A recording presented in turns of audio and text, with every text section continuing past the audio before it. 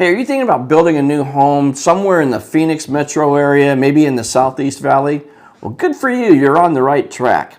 But you know what? There's some questions that you really need to be asking. Do you know what those are? Well, stick around because when I come back, I'm going to share them with you, and we're getting started right now.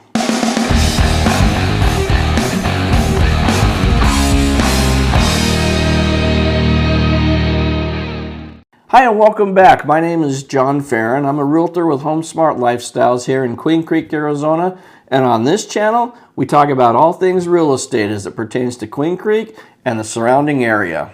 Now, before we get started and get into this, if you've already got a real estate agent, then he or she should already be asking these questions for you. But if you don't have an agent, well, guess what? I know a guy. Contact me because you know what else? I know the questions because I made the list. And I should probably point out that the subject of this video deals with the standard, normal, big builder neighborhood new home construction communities. Now, if you're building a custom home, then the questions that you want to ask and the process you're going to go through is something completely different from what we're talking about today. So that's a topic for another video, and maybe we'll address that one someday. And also, since we're talking about new construction and real estate agents, you should probably also understand that long before the builder ever broke ground on that new construction community, he already factored into his expenses the cost of a buyer's agent. So when you go to a new build community with a realtor, it doesn't cost you anything. The builder is the one who pays for that agent. It's a professional service fee that the builder pays the agent really for doing their job. And lastly, don't think that if you go without a realtor, they're going to give you a discount on the price of the house. It just doesn't happen that way. That is a myth. Alrighty then, let's get to it. So the very first question is, how much is the earnest deposit that the builder requires? You know, in resale purchases, your earnest deposit could be anywhere between maybe $1,000 and $5,000. However, new builds, they're a little bit different. Depending on the price point of the community you're looking at and the individual builder, you could be looking at anywhere between maybe $5,000 and $70,000 for your earnest money deposit. And that's cold hard cash straight out of your pocket right up front at the time of signing the contract. You see, the builders figure they're going to be carrying about 90% of the cost of the build of that home all the way through until the day you close and take possession of it. So they really want you as the buyer to have some skin in the game. And so they're asking for about 3% in a lot of cases. So remember, that money does actually go towards the purchase of the home. So it's not an additional expense. So when you put down $5,000, that's just $5,000 less you need to come up with on the backside when it's time to close the loan and take on your mortgage. And unlike resale homes, you know, in a resale situation, you write out your check for the earnest money deposit and it goes to the title company, a third-party company who's going to hold that money in escrow. Not the case with builders. Nope, when you write that check out for the earnest money for the builder, it goes straight into the builder's pocket.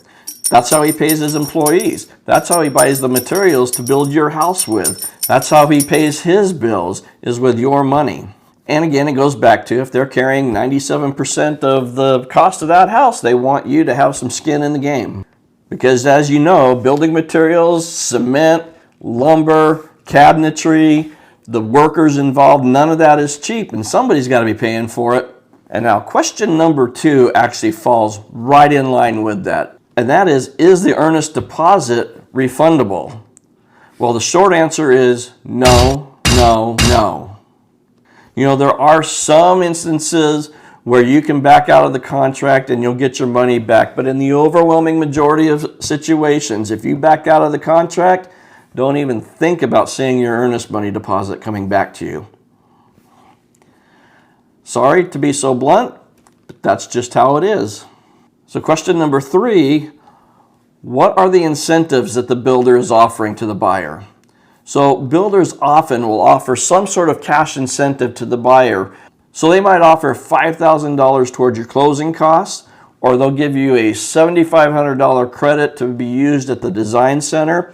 Now these things are based upon you using their preferred lender to get your mortgage. Well, when you use the builder's preferred lender, You should expect to pay just a little bit higher in your interest rates and maybe a little bit higher in your fees to obtain the loan, because honestly, that money's got to come from somewhere, and the builder ain't going to pull it out of his pocket to give it to you.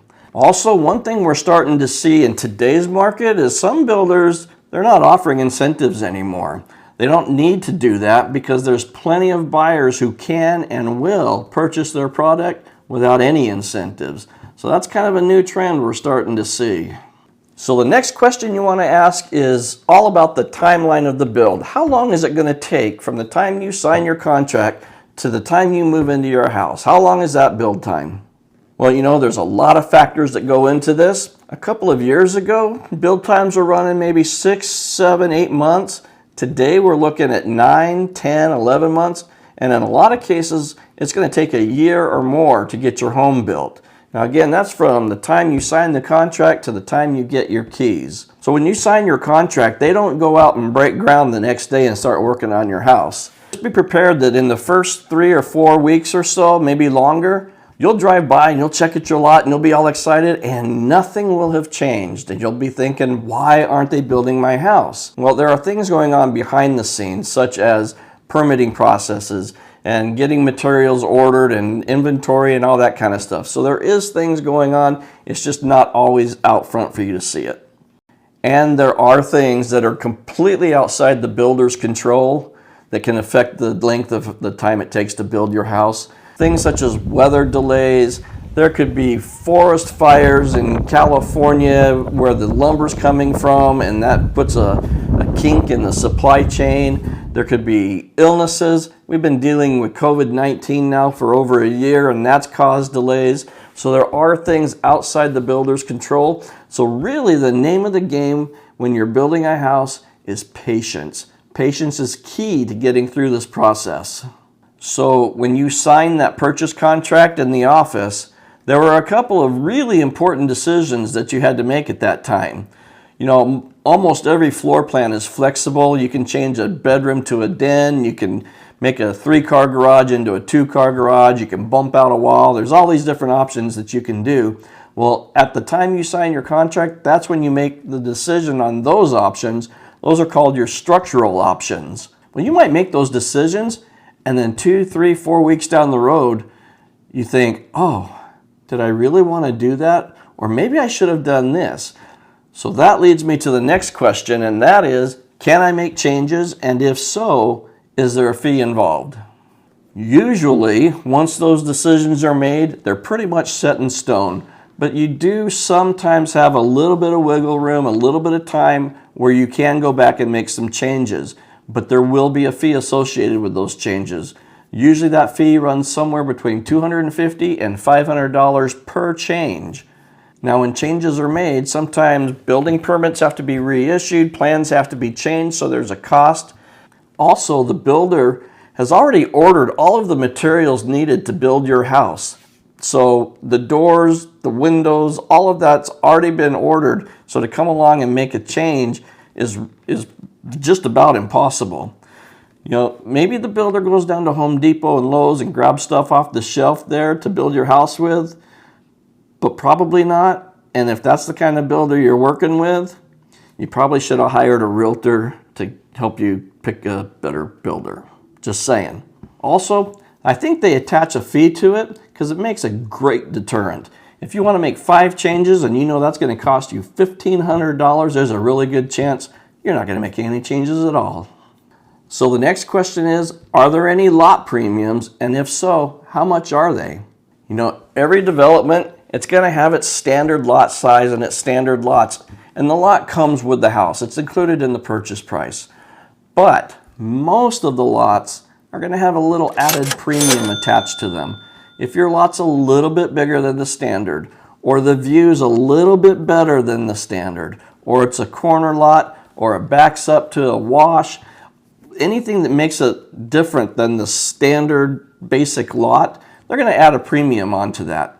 Now most lot premiums, they run about $5,000 up to $25,000 depending on the size of the lot and the location of it and even the community. But some lots I've seen as high as $125,000 just for the lot premium. And just last week I was touring a luxury country club community, and the homes on the golf course that back to the golf course, their lot premiums were $300,000. $300,000 for a lot premium. Now they're not just looking across one fairway, they're looking across about 5 different fairways with two lakes, and I'm not a golfer, but whatever those things are, they're looking across that. So it's a beautiful view, but $300,000 just for the lot premium. Incredible. So just as the lot is included, but if you want a nicer one, you got to pay more, you need to know what standard features come with the house. So that's the next question. What are the standard features? I mean, obviously the house is going to come with appliances and flooring and cabinetry and countertops, but are they the quality and the grade that you want? Are they the finishes that you want? Are they the style that you want? Those are all the things you need to know up front, because when you toured that model home and fell in love with it, that home was highly upgraded, and they do that for a reason. So it's important to know what things in that home were upgrades and what come as standard equipment, so that you know that you're going to need or want to upgrade certain things along the way. You know, some of the things you'll want to consider is the flooring. Where did they put carpet and where do they put tile? So I have seen homes that have carpeting in the bathrooms. So if you're considering putting carpet in your bathroom, please don't do that, okay? That's just gross, and we'll just leave it right there.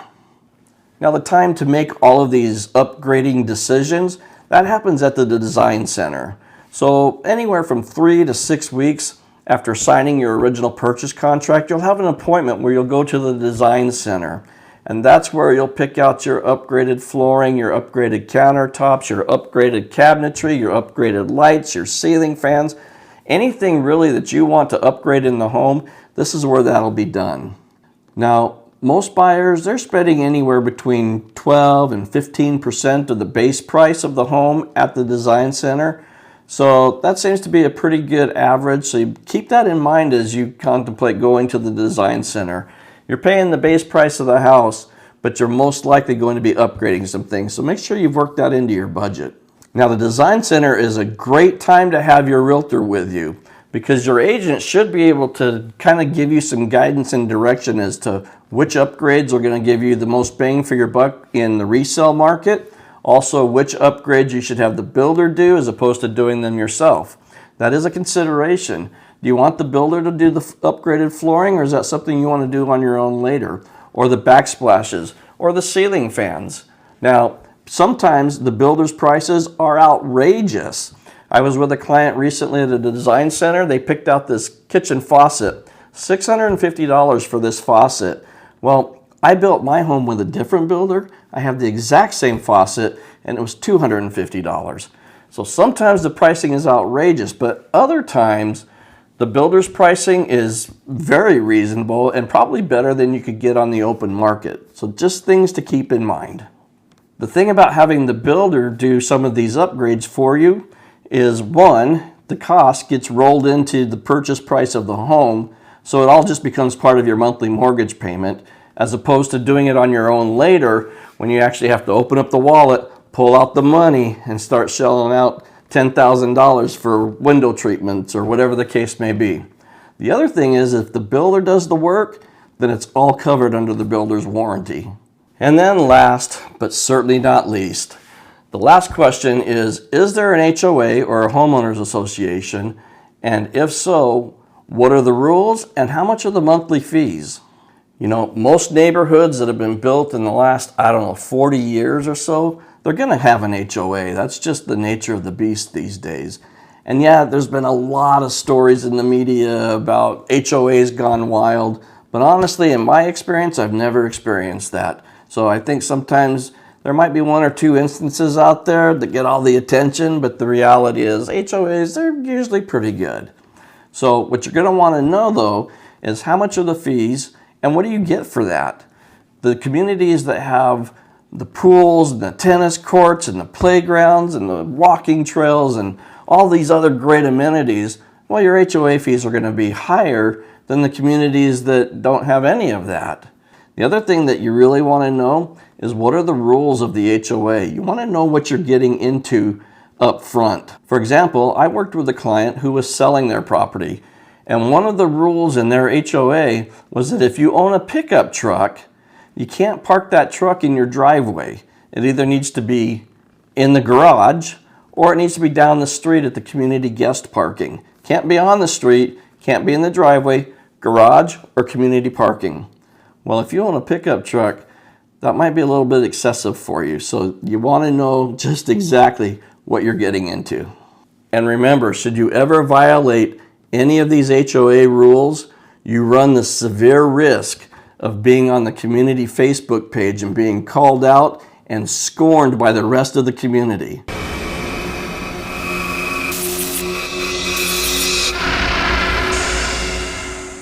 So what do you think of these questions? Now clearly, these aren't all the questions, but these are kind of like my top 6. What other questions do you think should be asked? Let me know in the comments below. Now, if you'd like me to ask these questions for you, then I invite you to call, text, email me, I don't know, send a singing telegram, however it is that you choose to communicate, because when it comes to buying and selling homes in the Southeast Valley, I've got your back. Now, I could probably go on for another 20, 30 minutes talking about this stuff, but I've got these other videos on the channel that I think you might like as well.